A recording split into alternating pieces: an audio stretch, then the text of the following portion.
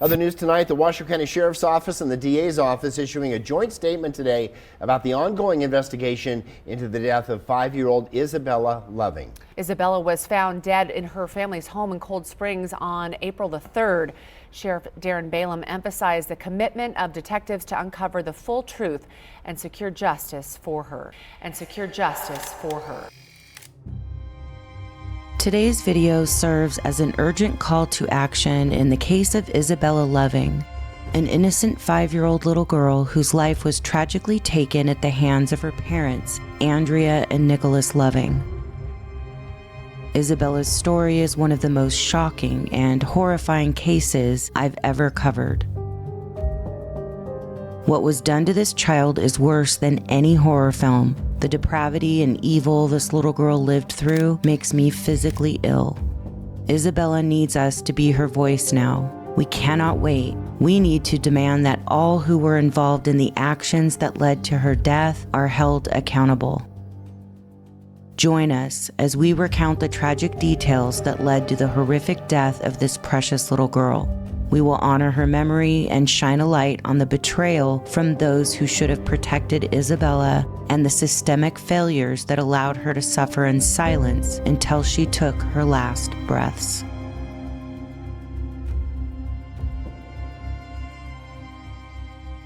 I want to preface by saying this case is new, only about a month old, so information is limited, but I'll share everything I've been able to find so far, and we'll keep you guys updated as more information comes in.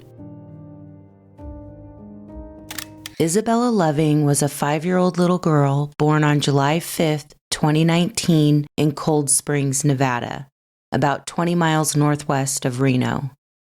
She lived with her parents, Nicholas and Andrea Loving, along with 4 other siblings. I'm not sure of the ages of her siblings, but from what I have been able to find, it looks like Izabella was somewhere in the middle. There's definitely 1 sibling younger than her, maybe 2. Now, I'm not a medical doctor or psychologist, but if you look at photos of Izabella with her siblings, it looks to me like she was targeted. Her siblings look well cared for and healthy, and little Izabella looks like she's malnourished. Her hair seems to be either falling out or cut short as a form of humiliation. In many photos, her clothes look dirty and worn out in comparison to her siblings, and she often looks injured.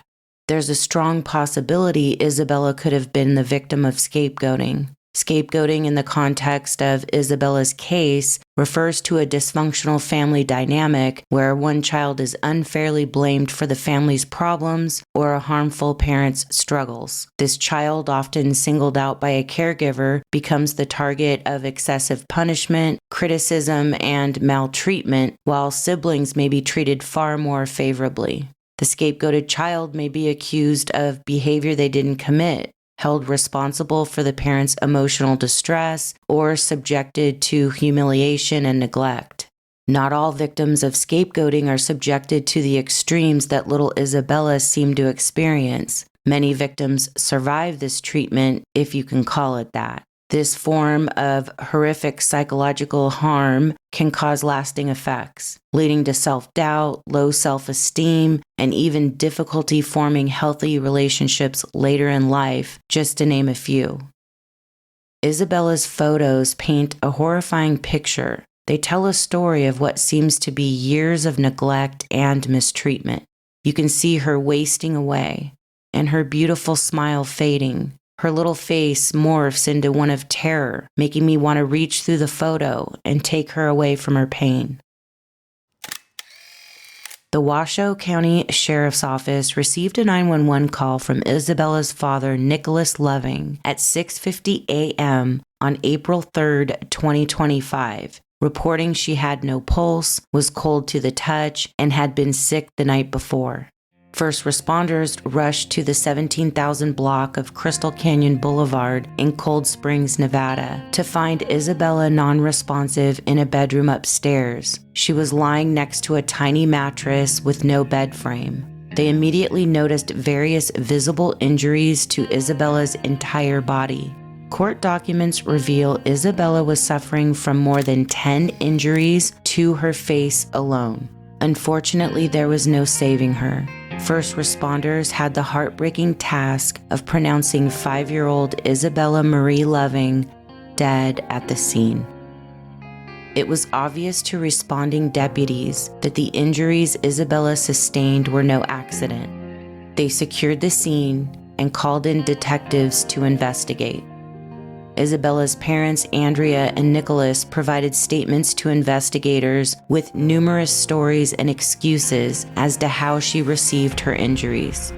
Nicholas explained his daughter recently fell out of his truck and he grabbed her arms to save her, resulting in injuries to her arms. He also stated that an accident with a baseball bat resulted in an injury to her eye.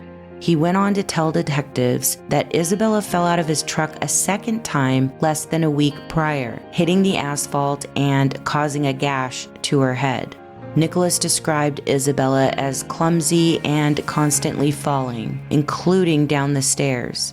He told investigators they planned to take their daughter to a specialist in June to determine why she was falling so much. The couple also told investigators she had been sick for 9 to 10 days and that she'd been coughing and vomiting the night before her death.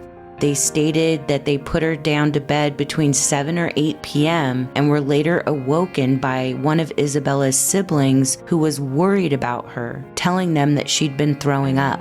They said they got up and checked on Izabella and she was okay, so everyone went back to bed. When detectives confronted Nicholas and Andrea about not taking Izabella to the doctor sooner, they said they didn't want the doctors to see her injuries and they were previously advised not to seek medical attention until at least 12 days after she became sick. This makes absolutely no sense, but let's go on. Court documents say Nicholas checked on Izabella once more in the middle of the night before waking up the next morning to find her not breathing and cold to the touch. Both parents expressed concerns about a recent CPS case against them, saying it was closed, but they were fearful police on scene might call CPS for this. There we go. CPS has entered the chat. I knew it. I just knew reading the horrific details of Izabella's case, it had another CPS failure written all over it. We'll talk about the details of prior CPS involvement and their response to criticism from the public later in the video. Prepare to become even more enraged. Additional detectives arrived on scene shortly after 8 a.m., and both parents agreed to interview at the sheriff's office. During the interview, Nicholas denied ever harming Izabella and had no explanation for her severe injuries because, according to him, he worked a lot and is hardly ever home. He went on to describe several incidents over the past 2 weeks that might have caused the injuries. He again brought up 2 occasions when Izabella had fallen out of his pickup truck. In explaining one of the incidents, he said roughly a week and a half prior to her death, she fell out of the back passenger side while he was outside the truck. As the interview with Nicholas went on, detectives caught him changing his story, saying he gave 2 versions of the incidents. In the first version, he stated Izabella hit her face on the asphalt. In another version, he said she put her hands down to break her fall, injuring her hands, not her face.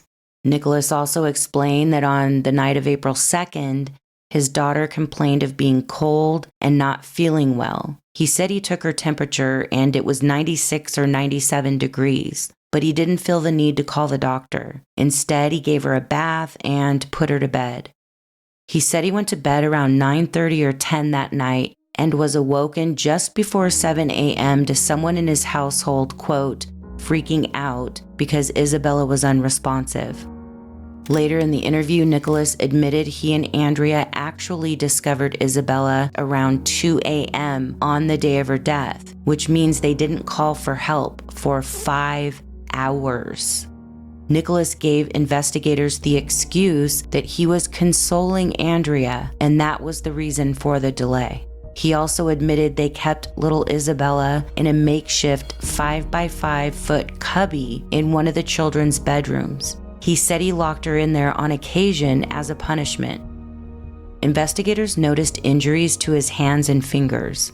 When they confronted Nicholas about the injuries, he stated they happened while he was at work.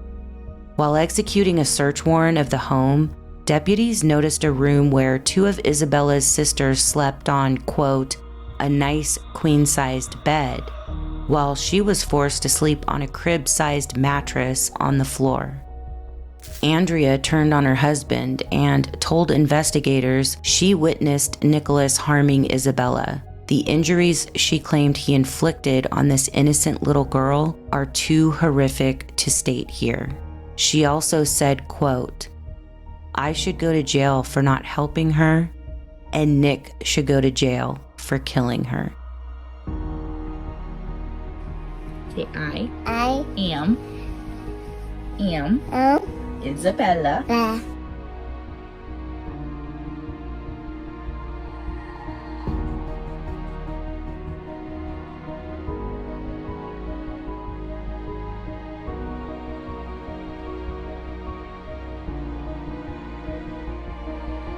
Isabella's siblings were also interviewed and stated they were woken up around midnight and forced to go downstairs. They were told by their dad that their sister had died and they might be going on a trip, according to the documents. After the interviews, investigators felt they had enough evidence to charge and arrest Nicholas with 1 count of CA pending a completed autopsy from the medical examiner's office. In a subsequent interview with investigators, Nicholas changed his story again and blamed Andrea for the delay in calling 911. He stated she wanted to run and evade accountability for Izabella's death. Andrea disputed these claims by telling investigators Nicholas wanted to bury Izabella in the backyard and, quote, run to his parents' house in Virginia. According to Andrea, she disagreed, saying they couldn't do that because the body would rot.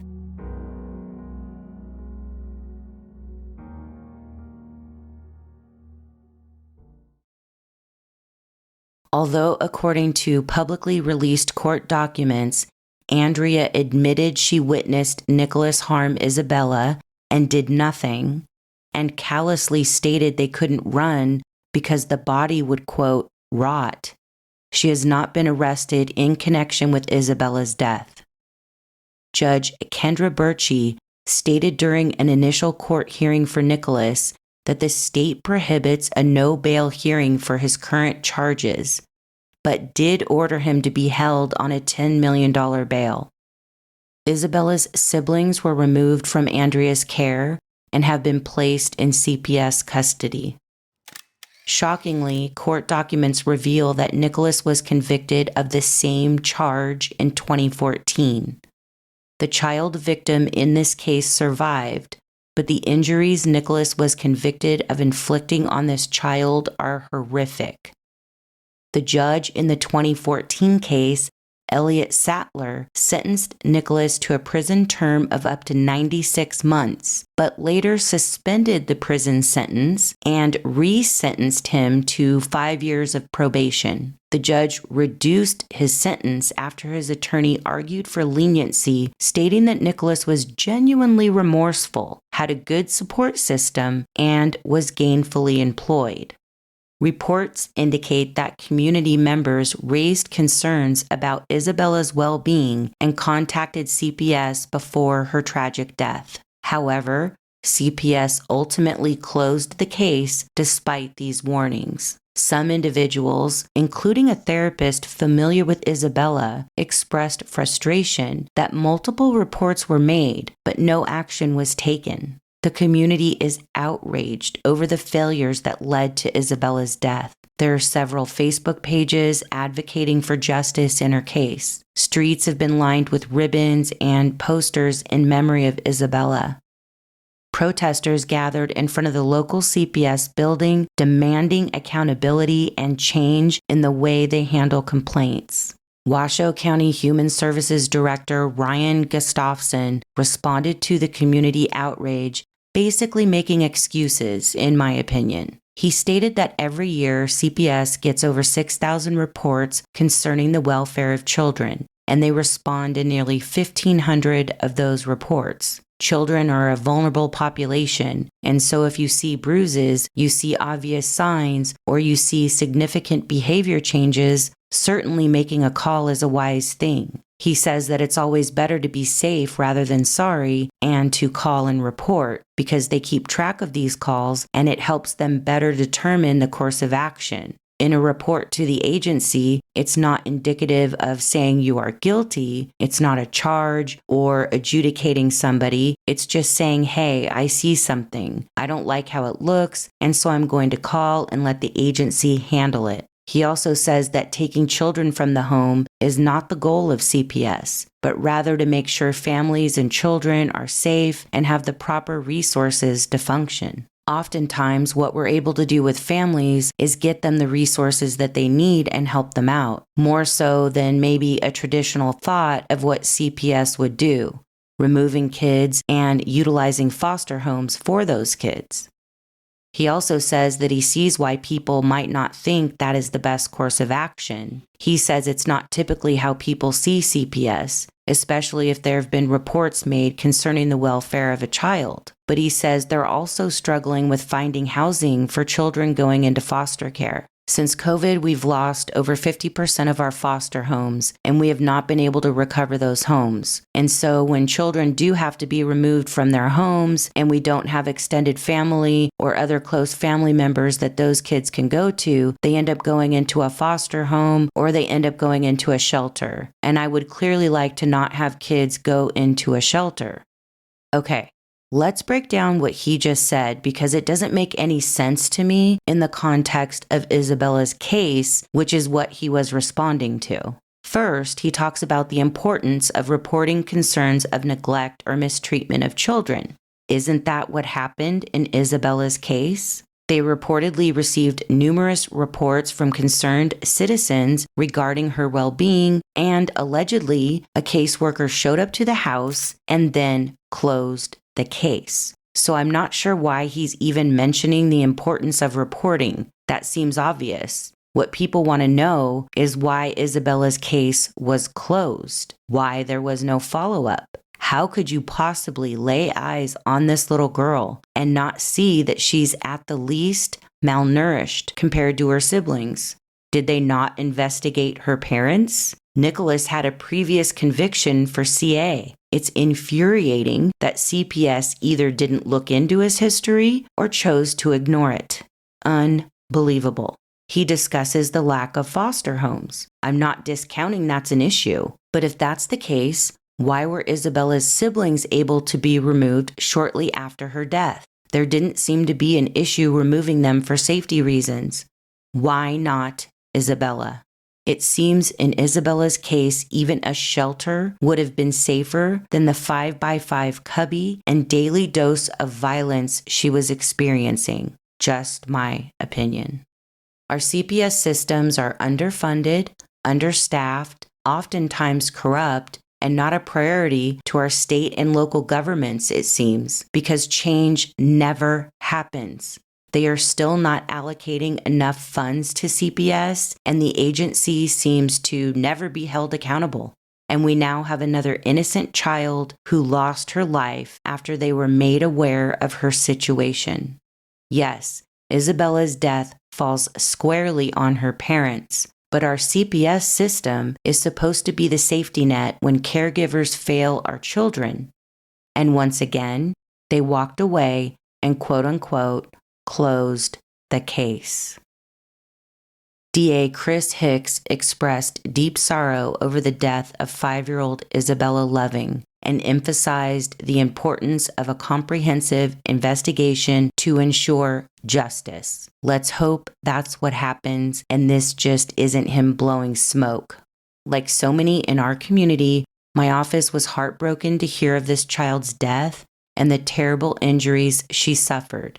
A complete and thorough investigation is critical to pursuing justice for this victim, and it's our highest priority. He stated that his office's most experienced prosecutors are collaborating with sheriffs and detectives as they finalize their investigation. Once completed, the DA's office will meticulously review the evidence to ensure all legally viable charges are pursued. He noted that initial charges in a case can be amended or added later, depending on further investigation, advanced forensic testing, or expert reviews, particularly in cases involving a death.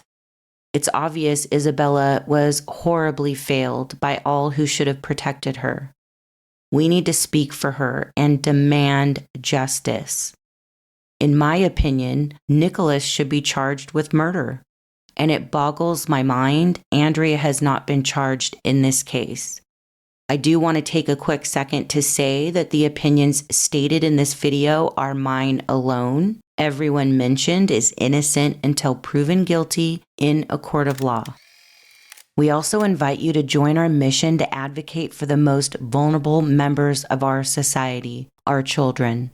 By becoming a member of our YouTube community or supporting us on Patreon, you will gain access to our uncensored content while connecting with a dedicated group of individuals who share a passion for protecting children. In addition to our videos, we are excited to announce the launch of our podcast, Little Voices. Available on Apple Podcasts, Spotify, and other major platforms, this podcast offers a new way to engage with our content while you're on the go. Whether you're working out, driving, or simply multitasking, Little Voices delivers powerful storytelling that uncovers some of the most shocking cases of child victims, illuminating the urgent need for legislative reform and harsher penalties for those who harm children. We need your help to expand our reach. Please take a moment to listen, rate, and review our podcast. Your feedback is invaluable in helping us reach new audiences and amplify our message. You can find the link to our Apple podcast in the description and pinned comment of this video, or simply search for Little Voices by Inspector Genxr on your favorite podcast platform. Thank you so much for your unwavering support. Together, we can make a difference.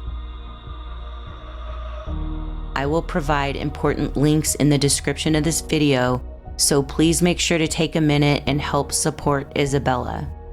There will be links to petitions that also have information on how to contact those involved investigating and prosecuting her case.